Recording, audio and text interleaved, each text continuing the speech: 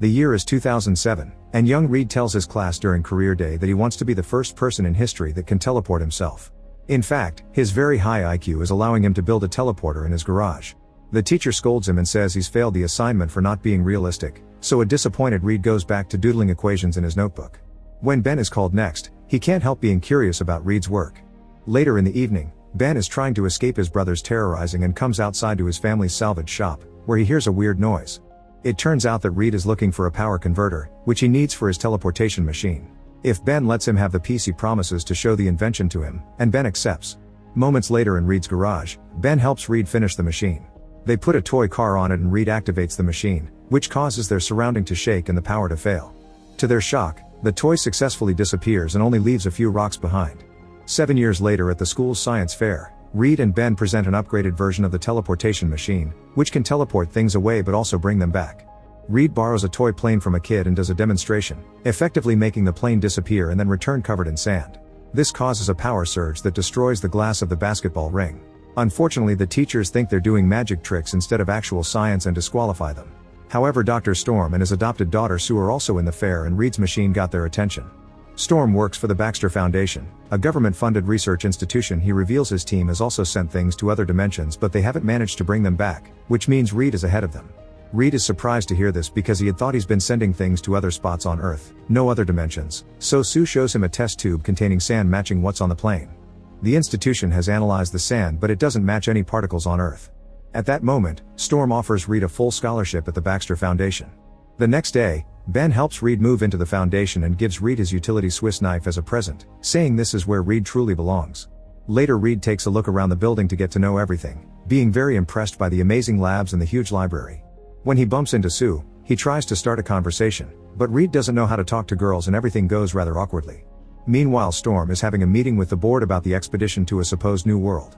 He explains that if they access this other dimension, they can use its resources and maybe even find a way to save their own planet. But after reading the reports, government scientist Dr. Allen notices the name Victor Von Doom and doesn't trust it because the last time Victor worked for them, he burned all of Storm's data servers before leaving him. Allen's willing to give him a second chance because Victor has a lot of potential and was the one that created their version of the machine, but Storm must promise to supervise him closely. After the meeting, Storm goes to see Victor and tries to recruit him back. At first, Victor declines, but he changes his mind when he hears Reed managed to bring things back and that Sue will be part of the team.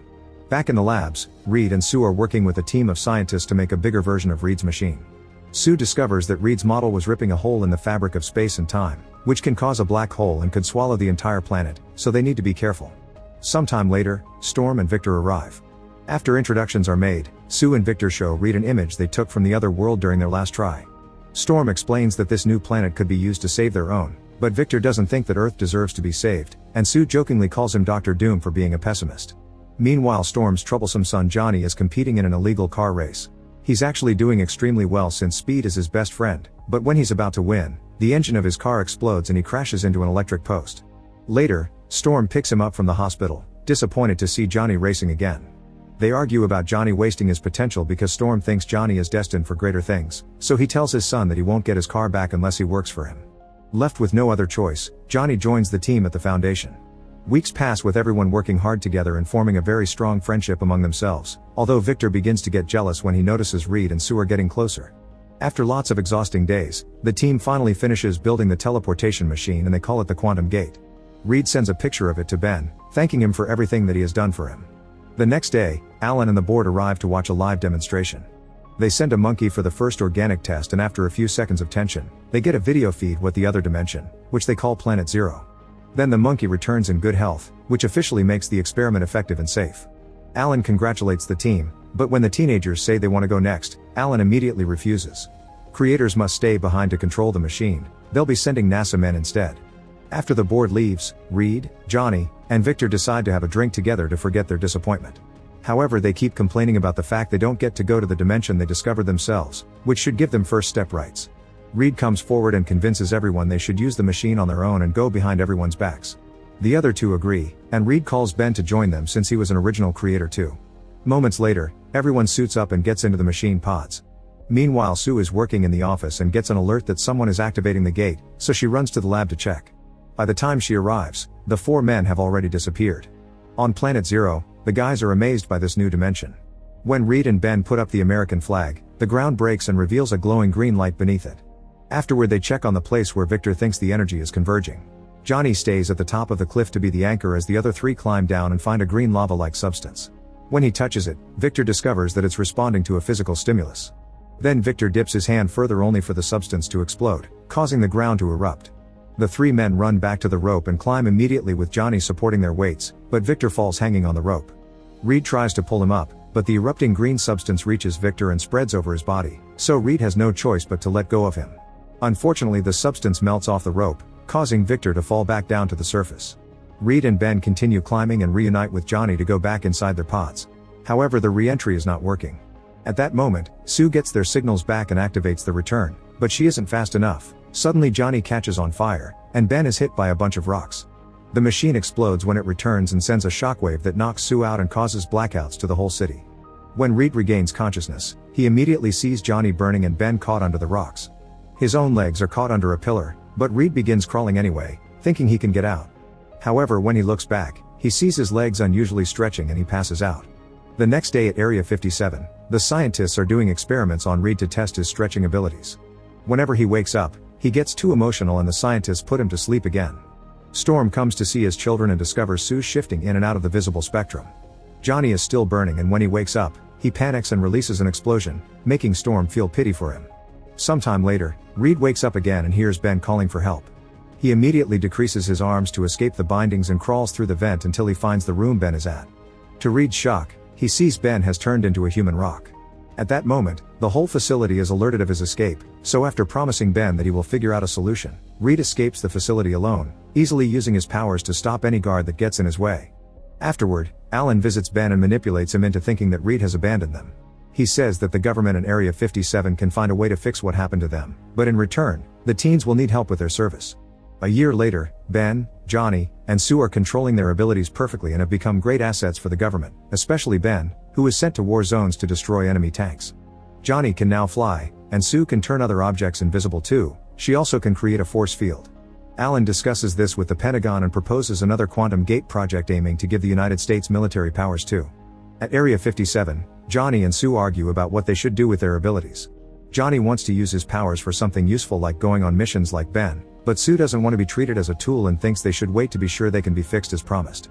Sometime later, Alan arrives with agents from the Pentagon and shows them the quantum gate. The generals agree to give their support to the project, but only in exchange for using Ben and Johnny more on the field.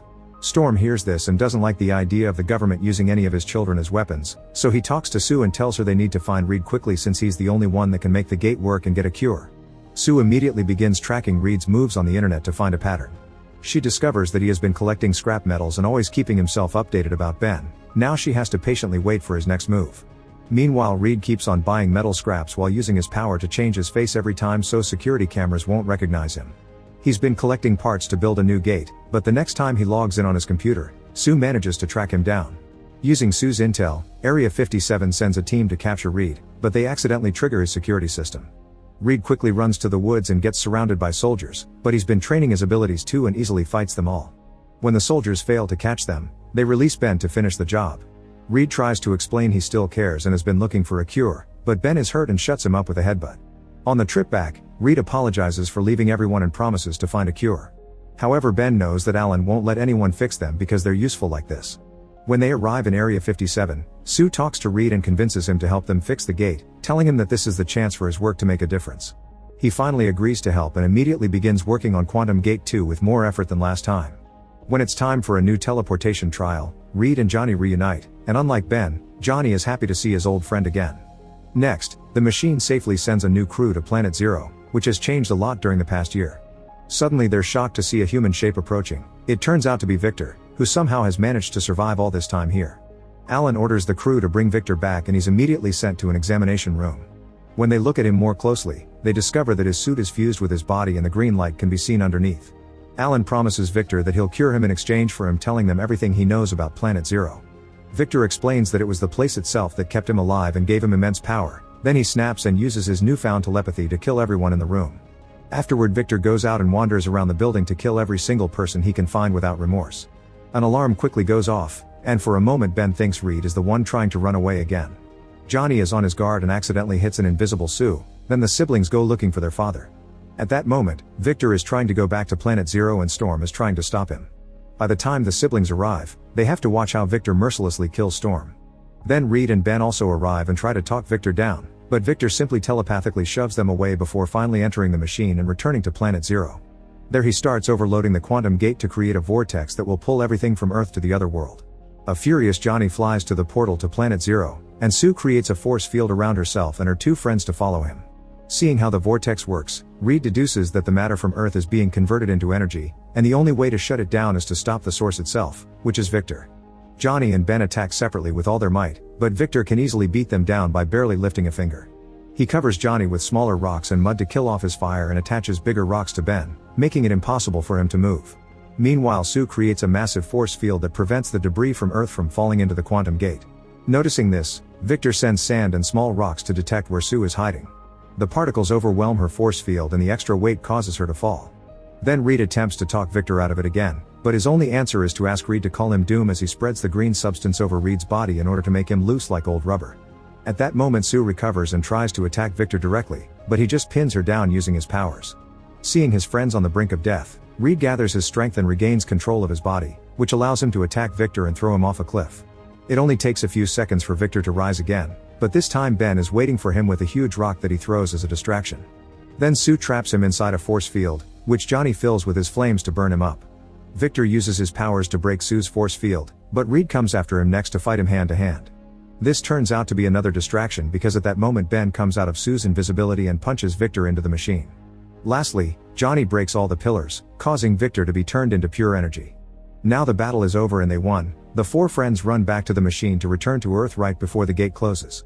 Sometime later, the Pentagon thanks them for saving the world and asks them to be their soldiers, but the friends turn them down and passive-aggressively imply things will get nasty if they aren't left alone. At least they get gifted a large lab to work on and they agree they need to come up with a name for their team. After a comment made by Ben, Reed says they shall be the Fantastic Four. Make sure to subscribe and turn on notifications so you can watch more videos like this. Thanks for watching.